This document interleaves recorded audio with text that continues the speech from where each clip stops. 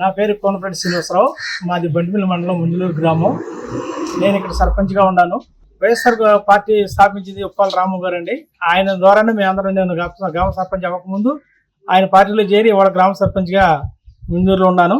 ఈ రోజున ఆయన మన గ్రామంలో ప్రతి లేబర్కి, ప్రతి ఇంటికి ఆర్థిక సహాయం ఏ రూపేణ కావాలంటే హెల్త్ ద్వారా కానీ, ఆర్థికంగా కానీ, లేకపోతే ఎంత సమస్య వచ్చినా అన్ని వేళల్లో అతను కానీ అతని తండ్రి కానీ ఇద్దరు హెల్ప్ చేసి ఈ బండిమిల్లి మండలంలో, మా నియోజకవర్గంలో వాళ్ళ ముద్ర అనేది వేసుకున్నారు.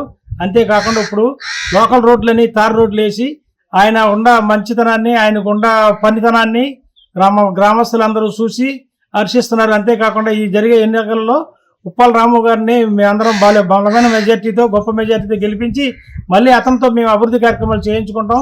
మా ఊళ్ళో ఉన్న తాగునీటి సమస్య కూడా ఆయన ఆర్థిక సహాయం చేశారు. అలాంటి వ్యక్తిని మనం ఈ నియోజకవర్గంలో ఇంతవరకు చూడలేదు.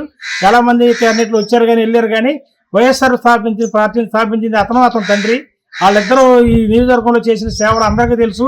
ఇవాళ ఆయన అసెంబ్లీ స్థానాన్ని సంపాదించాడంటే దానికి కారణం అతను చేసిన నియోజకవర్గంలో చేసిన సేవలేనండి.